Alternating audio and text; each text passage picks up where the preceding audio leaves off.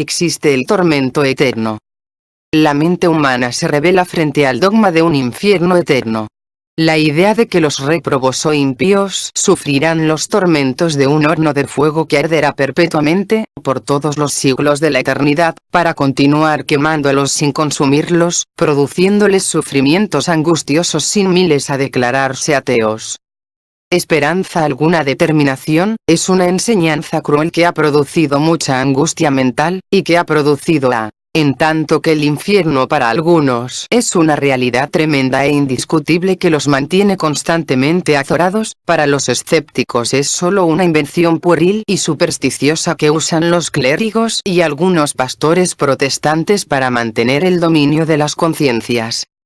En esta lección centraremos la palabra de verdad en ver qué dice acerca del infierno, y saber de cierto qué creemos y por qué.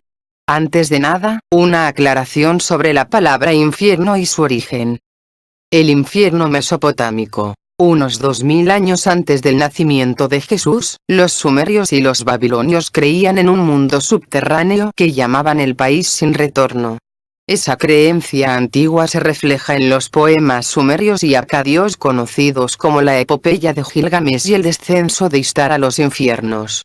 Estos describen la morada de los muertos como una casa de oscuridad, la casa de la cual nadie que ha entrado en ella puede salir. Respecto a las condiciones que imperan allí, un antiguo texto asirio dice que el otro mundo está lleno de terror. El príncipe asirio a quien supuestamente se le concedió ver esta morada subterránea de los muertos testificó que le temblaron las piernas por lo que vio. Al describir a Nergal, el rey del mundo subterráneo, el príncipe escribió: con un clamor horroroso me gritó airadamente como una furiosa tormenta. Religiones de Egipto y del Oriente. Los egipcios de la antigüedad creían en la inmortalidad del alma y tenían su propio concepto del más allá. The New Encyclopedia Britannica declara: los textos funerarios de los egipcios describen el camino al otro mundo como estando lleno de peligros terribles. Monstruos espantosos, lagos de fuego, puertas por donde no se puede pasar a menos que se usen fórmulas mágicas, y un barquero siniestro cuya intención malvada hay que frustrar por medios mágicos.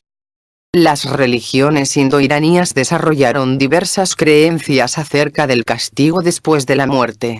Respecto al hinduismo, la Enciclopedia Universalis francesa dice: hay innumerables descripciones de los 21 infiernos ideados por los hindúes. Los pecadores son devorados por bestias salvajes y serpientes, asados laboriosamente, mutilados, atormentados con sed y hambre, hervidos en aceite, o pulverizados en recipientes de hierro o piedra. El jainismo y el budismo tienen sus propias interpretaciones del infierno, donde se atormenta a los pecadores impenitentes. El zoroastrismo, fundado en Irán, o Persia, también tiene un infierno, un lugar frío y hediondo donde se atormenta las almas de los pecadores. Es interesante notar que parece que los tormentos del infierno no son eternos según las creencias egipcia, hindú, jaini, budista y zoroástrica. Según estas religiones, después de un periodo de sufrimiento, las almas de los pecadores pasan a otro lugar u otra condición, dependiendo del concepto que tenga la religión en particular sobre el destino humano. Sus ideas acerca del infierno son similares al concepto católico del purgatorio. Los infiernos griego, etrusco y romano. Los griegos de la antigüedad creían en la supervivencia del alma, psique, la palabra que también usaban para la mariposa. Llamaban Hades a la región de los muertos, y creían que la gobernaba un dios que llevaba ese mismo nombre. En el libro Orpheus A General History of Religions, el erudito francés Salomon Reinach escribió lo siguiente acerca de los griegos. Una creencia muy popular era que el alma entraba en las regiones infernales después de haber cruzado el río Estigia en la barca del viejo barquero Caronte, quien exigía como pasaje una moneda, que se colocaba en la boca del difunto. En las regiones infernales, el alma comparecía ante los 3 jueces de ese lugar. Si se le condenaba por sus delitos, tenía que sufrir en el Tártaro. Los griegos hasta inventaron un limbo, la morada de los niños que habían muerto durante la infancia, y un purgatorio, donde se purificaban las almas mediante cierto castigo leve. Según The World Book Encyclopedia, las almas que iban a parar al Tártaro sufrían tormento eterno. En Italia los etruscos, cuya civilización precedió a la de los romanos, también creían en el castigo después de la muerte. El Dictionary des Religions comenta: los etruscos cuidaban mucho de sus muertos debido al concepto que tenían de las regiones infernales. Como los babilonios, ellos creían que eran lugares de tortura y desesperación para los manes, los espíritus de los muertos. El único alivio para ellos venía de las ofrendas propiciatorias que hacían sus descendientes. Otra fuente declara: las tumbas de los etruscos muestran escenas de horror que sirvieron de inspiración para las pinturas cristianas del infierno. Los romanos adoptaron el infierno etrusco y lo llamaron orco o infierno. También tomaron de los griegos los mitos acerca de Hades, el rey del mundo subterráneo, y lo llamaron orco o Plutón. Los judíos y las escrituras hebreas. ¿Qué hay de los judíos que vivieron antes de los días de Jesús? Respecto a ellos, la Enciclopedia Británica, 1970, dice: desde el siglo V a.C. en adelante, los judíos estuvieron en contacto estrecho con los persas y los griegos, quienes tenían ideas muy avanzadas sobre el más allá.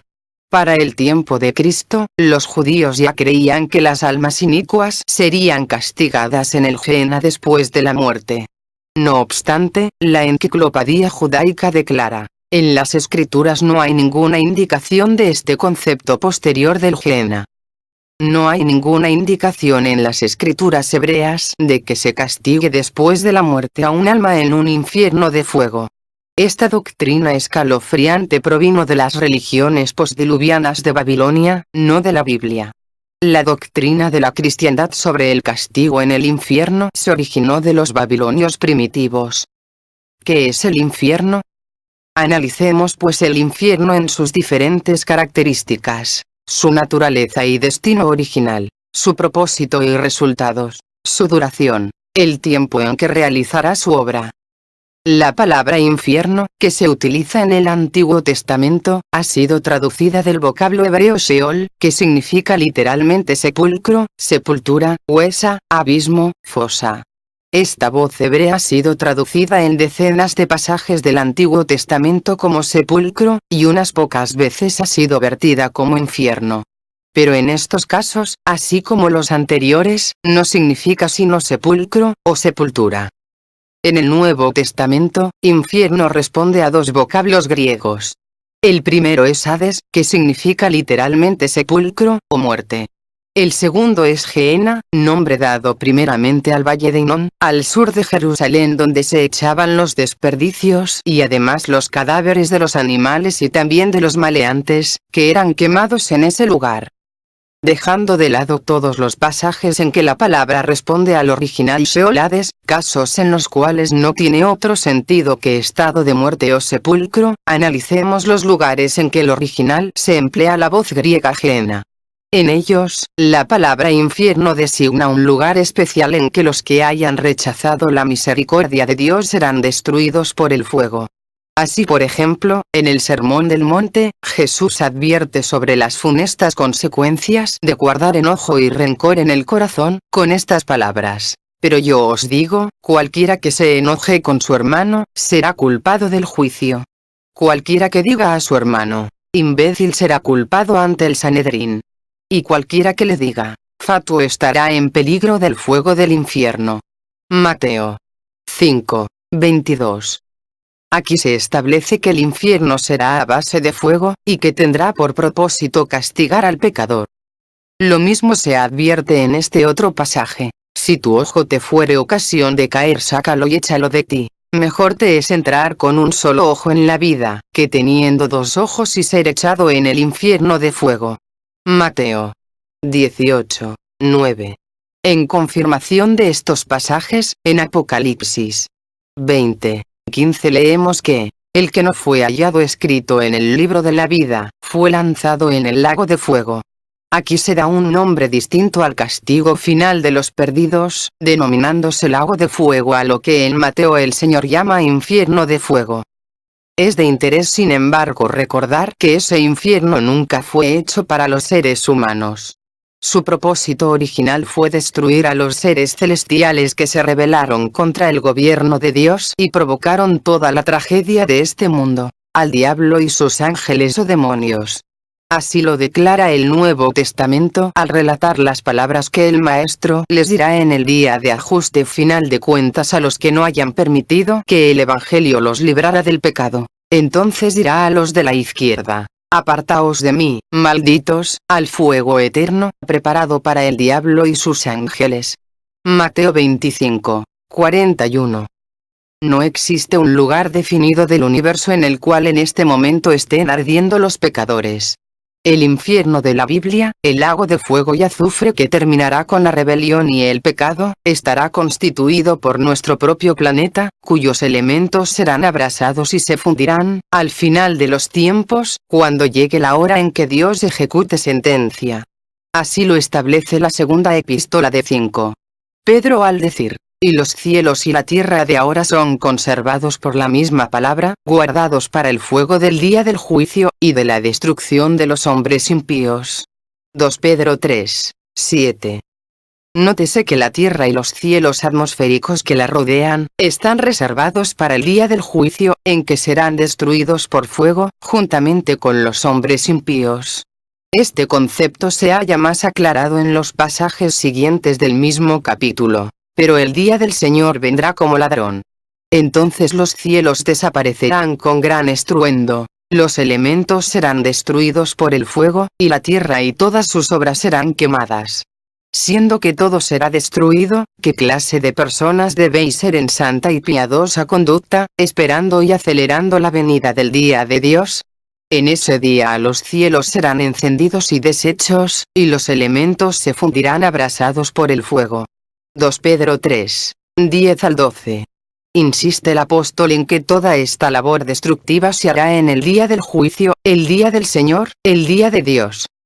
Mal podrían los pecadores estar ardiendo en estos momentos en las torturantes llamas de un infierno actual, fruto de la fantasía y los dogmas populares, cuando la misma Escritura establece la inconsciencia total y absoluta de los muertos. Juan 11, 11. Eclesiastés 9, 5, 6. Salmos 146, 4, hasta el día de la resurrección, en que recibirán el pago conforme a sus obras. Juan 5, 28, 29. ¿Hay un infierno eterno? ¿Qué duración tiene el castigo eterno del infierno? ¿Por cuánto tiempo continuará ardiendo la tierra y quemándose los pecadores? Ese infierno dura tan solo mientras realiza su obra triste pero necesaria de purificar la tierra por el fuego y destruir a Satanás, origen de todo engaño, pecado y dolor, a sus ángeles secuaces, y a los seres humanos que, desoyendo los llamados de la misericordia de Dios, prefirieron aferrarse al pecado rechazando el plan de gratuita salvación por Cristo Jesús. Tres expresiones aparentemente arduas. A. Fuego inextinguible. Fuego que nunca se apaga. Mateo 3, 12. Lucas 3, 17. Marco 9, 44.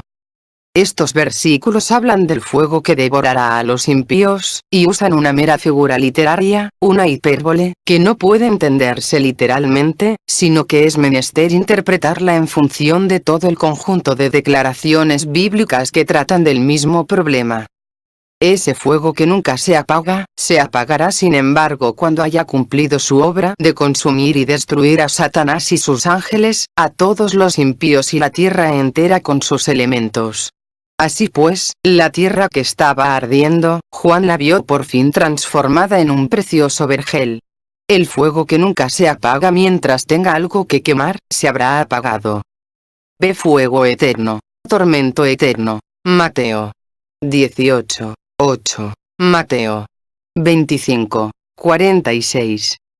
La palabra eterno y la expresión para siempre no denotan en todos los casos, en la Biblia, duración ilimitada.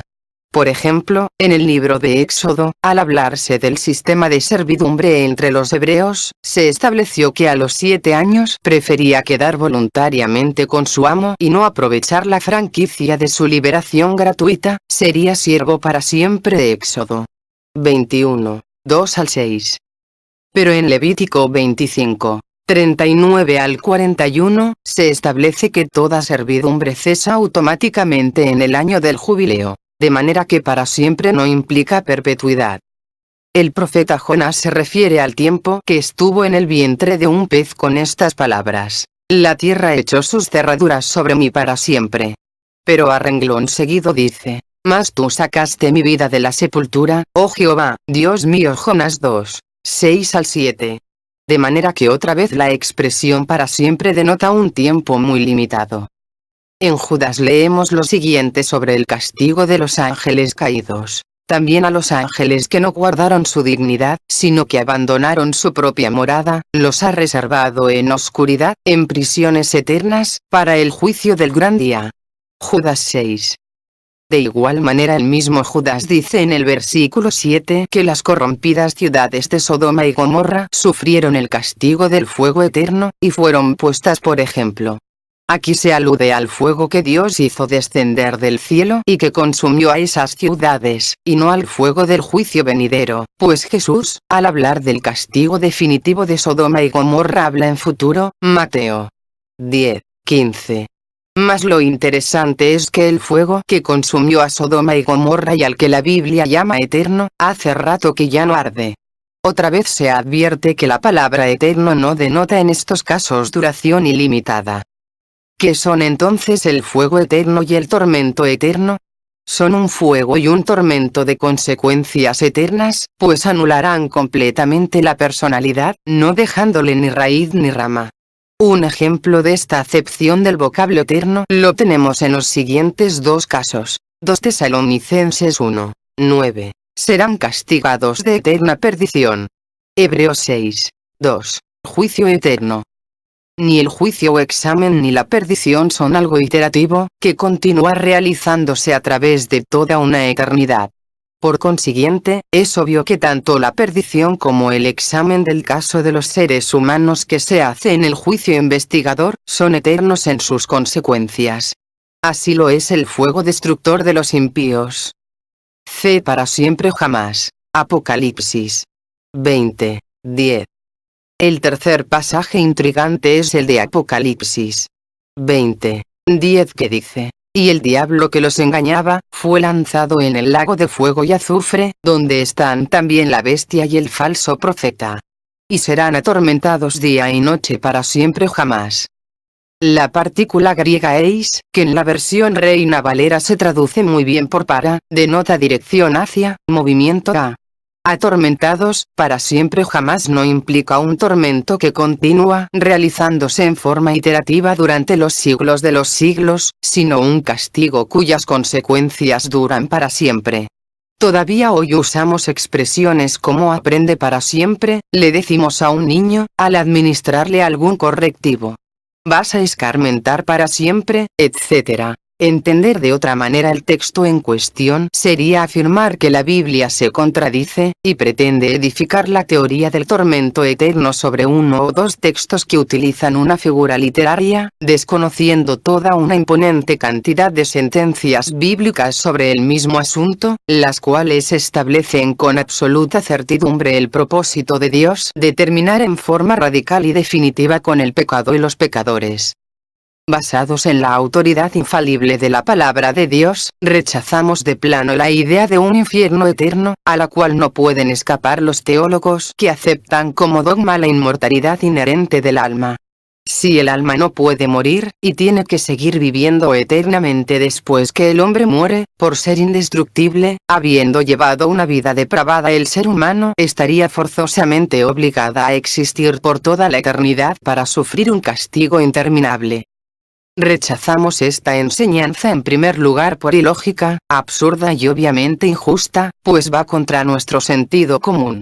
El más elemental concepto de justicia impugna el proceder de un Dios que somete al peor de los suplicios en forma interminable a los seres humanos que, por degenerados y perversos que sean, no viven más de 80 o 90 años. Y por este lapso de maldad, debe sufrir un hombre o una mujer el más doloroso de los tormentos, es a saber, el de quemarse vivo, y continuar quemándose sin consumirse ni perder el conocimiento, no una hora, ni un día, ni un año o un siglo, ni un millón de siglos, sino durante todos los millones de siglos de la eternidad. Por otro lado, esta doctrina se halla en total desacuerdo con el cuadro que la Biblia nos presenta de un Dios que, a la vez que justo, es misericordioso y pleno de amor. Tan cierto es esto que cuando el apóstol San Juan quiere destacar la característica que más define a la divinidad afirma: el que no ama, no conoce a Dios, porque Dios es amor. 1 Juan 4:8. Un Jesús, Hijo de Dios, que cuando estuvo en la tierra se complacía en tomar a los niños en sus rodillas para acariciarlos y bendecirlos, y que depuso su vida por la salvación de los humanos, no puede complacerse en quemarlos por toda la eternidad sin aplacarse jamás. Este dogma desnaturaliza al Dios de amor para reemplazarlo por un Dios cruelmente implacable. En tercer lugar, esta idea de un infierno eterno es totalmente antibíblica y anticristiana porque induce a los hombres a actuar por temor y no por amor. En base a esta falsa doctrina, los hombres con tendencias religiosas son inducidos a reconciliarse con Dios movidos por un sentimiento de miedo, y no de amante obediencia, y algunos sistemas teológicos han echado mano de esta vivencia de terror, que despierta en el alma la sola mención del infierno eterno, erigiéndola en la motivación básica de su prédica. Esto contraría el móvil fundamental del cristianismo auténtico, que es el amor. La palabra de Dios declara que el amor de Dios está derramado en vuestros corazones, Romanos 5:5, y que el perfecto amor echa fuera el temor, 1 Juan 4:18. Pablo agrega: el amor de Cristo nos constriñe, 2 Corintios 5:14. Hay un cuarto sentido en que el dogma de un castigo eterno contradice las enseñanzas de la Biblia. Perpetúa e inmortaliza el pecado, el dolor y el sufrimiento, conservando en el universo de Dios una mancha, en tanto que la Escritura afirma categóricamente: y Dios enjugará toda lágrima de los ojos de ellos. Y no habrá más muerte, ni llanto, ni clamor, ni dolor, porque las primeras cosas pasaron. Apocalipsis 21:4. No pueden los salvos estar felices en el reino eterno de Dios si saben que en el infierno están sufriendo dolores atroces y perpetuos seres queridos, hijos, padres, hermanos y amigos. Además, Dios tendría que seguir sosteniendo milagrosamente la vida de las infortunadas víctimas, es decir, evitando que se consumieran en las llamas, con el propósito de obligarlas a padecer un castigo que nunca termina. Esto rebaja a un Dios de excelsa nobleza y de inefable bondad a la categoría de un ser vil. Existe una cantidad impresionante de pasajes bíblicos que corroboran este hecho fundamental de la destrucción definitiva y completa de los impíos, vale decir de aquellos que no hayan aceptado a Jesús en su vida, sino que se hayan aferrado al pecado.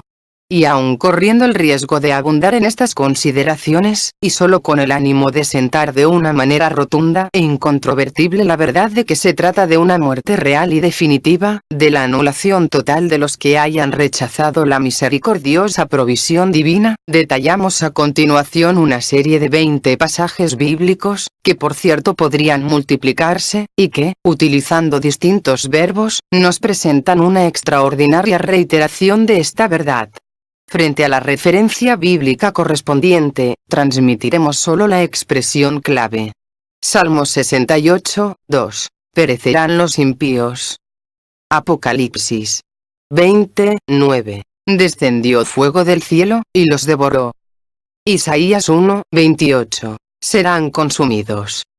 Nahum 1:10. Serán consumidos como las estopas. Hebreos 10:27. Hervor de fuego que ha de devorar. Romanos 2:12. Perecerán. Salmos 59:13. Acábalos, para que no sean. Salmos 145:20. Destruirá a los impíos. Mateo 3:12. Quemará la paja. Isaías 1:31. El fuerte será como estopa. Salmos 104:35. Sean consumidos de la tierra los pecadores, y los impíos dejen de ser. Salmos 97, 7. Rara ser destruidos para siempre. Salmos 92, 9. Perecerán tus enemigos. Salmos 37, 28. La simiente de los impíos será extirpada. Salmos 37, 22. Los malditos de él serán talados. Salmos 37, 38. La postrimería de los impíos fue talada. Salmos 94, 23. Los destruirá por su propia maldad, los talará Jehová. Apocalipsis 2, 1, 8. Su parte será en el lago ardiendo, que es la muerte segunda. Malaquías 4, 1. Viene el día ardiente como un horno. Y todos los soberbios, todos los malhechores serán estopa. Y ese día que está por llegar los abrasar 4, y no quedará de ellos ni raíz ni rama, dice el Eterno Todopoderoso. Romanos 6, 23. La paga del pecado es muerte. Ezequiel 28, 19. Rara siempre dejarás de ser. Cualquier comentado adicional a estos textos es superfluo ante la claridad contundente con que los mismos reiteran la destrucción completa de los réprobos. Por esta razón el Señor hace este mego amoroso, ahora cuando está al alcance de los hijos de Adán prevenirse de la destrucción eterna, y tomar las providencias del caso. Echad de vosotros todas vuestras transgresiones con que habéis pecado, y adquirid un corazón nuevo y un espíritu nuevo. ¿Por qué moriréis, casa de Israel? No me complazco en la muerte del que muere, dice el Señor, el Eterno. Convertíos, pues y vivid. Ezequiel 18, 31, 32. Estas palabras son dictadas por el tierno amor que Dios profesa hacia cada uno de nosotros, seres hechos a su imagen y semejanza. Aun cuando hacemos frente a las debilidades de la carne, y nos vemos sometidos a los efectos del pecado, que es violación a la ley divina, si aceptamos la invitación de Dios, sometiéndonos a la influencia de su poder en nuestros corazones, seremos transformados y convertidos. Recibiremos un corazón nuevo, y estaremos así preparados para morar en el eterno reino de justicia, paz y felicidad, donde todo será dicha, alegría y perfección. He ahí el destino glorioso que Dios tiene reservado para cada uno de nosotros, tan solo decide someterse al maravilloso plan divino que transforma y marca nuevos rumbos a la vida. Conclusión. Cuando Dios finalice la extraña operación de limpiar esta tierra de pecado, cuando nuestro planeta deje de ser el lago de fuego en que se convertirá por breve lapso, se cristalizará la magnífica y grandiosa visión profética en que Dios le mostró al amado apóstol las glorias inefables del Edén restaurado. Entonces vi un cielo nuevo y una tierra nueva, porque el primer cielo y la primera tierra habían desaparecido, y el mar ya no existía más. Y yo, Juan, vi la santa ciudad, la nueva Jerusalén, que descendía del cielo, de Dios, engalanada como una novia para su esposo. Y oí una gran voz del cielo que dijo: Ahora la morada de Dios está con los hombres, y Él habitará con ellos. Ellos serán su pueblo, y Dios mismo estará con ellos, y será su Dios. Y Dios enjugará toda lágrima de los ojos de ellos. Y no habrá más muerte, ni llanto, ni clamor, ni dolor, porque las primeras cosas pasaron. Apocalipsis 21, 1 al 4. Dios anhela que cada ser humano llegue a disfrutar del inefable gozo permanente de este mundo radiante. Suscríbete a este canal y encontrarás variedad de temas interesantes. Jehová te bendiga, y te guarde. Jehová haga resplandecer su rostro sobre ti, y tenga de ti misericordia. Jehová alce sobre ti su rostro, y ponga en ti paz. Fin.